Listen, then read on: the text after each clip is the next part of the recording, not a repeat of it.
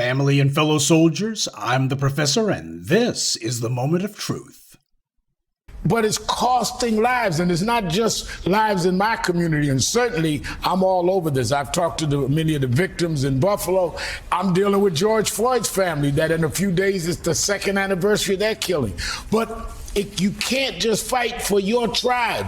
You've got to say this goes across Jews, Latinos, LGBTQ. None of them are reaching out because this whole replacement theory is something that is making money for them, making ratings for them, but it is hustling their own people at the cost of what is going on in this country.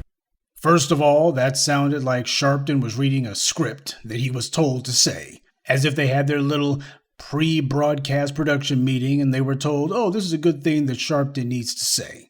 Because I've never heard anything like this that's been said after any sort of white supremacist violence that's taken place either against the Asian American community or the Jewish community or the Latino community or what have you. There have been a number of white supremacist attacks, especially in the last 20 years or so. It didn't just start with Dylann Roof. And there have been some attacks against non-black targets, such as the Tree of Life Synagogue and the El Paso mass murder, which targeted Hispanics. And since Reverend Al brought it up, there was that attack against the LGBT community at the Pulse nightclub in Orlando. After these attacks against non-black groups, their respective representatives would go before the media and advocate for their group, and point out that their group was being targeted because they had been marginalized. At no point were black people's names brought up at all, and that's fine. I don't require or expect that they're going to be bringing up black people when you're talking about, say, the Tree of Life Synagogue attack. That was spoken about strictly in the context of anti-Semitism. The same Jonathan Greenblatt, who was talking to Reverend Al on that segment, he did not bring up black people's names at all. Talking about the Tree of Life Synagogue, he was simply speaking about anti-Semitism in the U.S., anti-Semitism in Europe. The ADL, they kept the focus on how the Tree of Life Synagogue attack affected Jewish Americans. They wanted to make sure that it stayed focused, that they didn't diffuse the energy and decide to dilute it by bringing in everybody else into the conversation. Same thing with the El Paso massacre. You had Hispanics talking about as all of this anti-immigrant, specifically anti-Latino immigrant talk that brought that about. None of them said anything about black people in that instance either, or even Afro-Latinos for that matter. The politicians and representatives of the Hispanic community kept the emphasis on them because that's who that incident happened to, and they wanted to focus on making sure it didn't happen to them again. What they didn't do was they didn't say that what happened in El Paso was part of a nationwide pattern and that they can't just represent Hispanics. We can't just fight for Hispanics. We got to fight for everybody.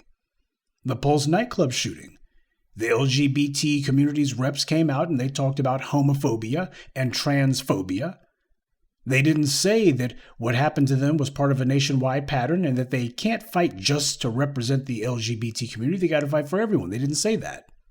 We've all heard about the physical assaults that have taken place against Asians, and their leaders and representatives in the Asian American community advocate for an anti-Asian hate crime law, and they also demanded government money specifically earmarked for Asian businesses. They did not say that anti-Asian attacks were part of a nationwide pattern and that they couldn't fight just for Asians, that this affects black people, it affects Jews, Latinos, Asians, everyone. That's not what they said. In fact, with the Asian attacks that have been taking place the last year or so, you had Juju Chang, who was on TV leading the charge to blame black people for that and try to make black people into the face of anti-Asian violence. How are we supposed to be having some sort of coalition or some sort of alliance when you got people who are saying black folks are the ones attacking Asians? How are you supposed to take on white supremacy when you got Juju Chang saying black people are the ones attacking Asians? You can't get there from here. This narrative that tries to put forward the idea that black people don't stick up for anyone else, which is what the nonsense that Al Sharpton was playing to, that's a lie. From the LGBT community to Hispanic immigrants, legal or otherwise, to the Jewish community to illegal aliens, black people have been at the forefront of representing everyone else and fighting for everyone else.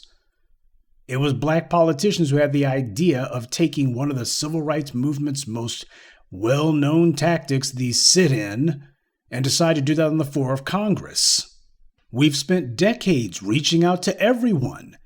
And in many cases, you've had some of the people who we tried to stick up for who turned and began spouting the same anti-black rhetoric as any garden variety white supremacist. As soon as they felt they got a leg up or that they had themselves an in with the dominant society, they started saying the stuff about black people are lazy or black people are intellectually inferior or that black people, well, there's just something wrong. Oh, you guys commit all the crime in America. Black people, black politicians in particular, have led the charge against anti-Asian violence. When Peter Liang killed Akai Gurley, Asians supported Liang. They didn't support Akai Gurley. When the Pittsburgh synagogue shooting happened, black people went to Pittsburgh to show their solidarity and support with the Jewish community. So we've been there. From the halls of Congress to the streets of Pittsburgh, we've been there. We've had our hand outstretched for a long time to everyone. And nobody's taken it. Sharpton's nonsense he was talking, that's victim blaming. Black people in this country are the primary targets of hate crimes. And yet Al Sharpton talks as if black people apparently are somehow being selfish simply for pointing out the fact that we're the ones who are catching the brunt of all this. He's using shaming tactics at a time like this.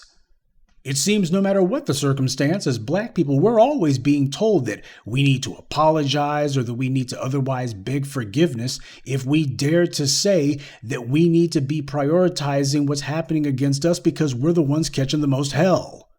We're told that we have to make sure we stick up for everyone else because it's selfish if we just stick up for ourselves. Let me tell you something.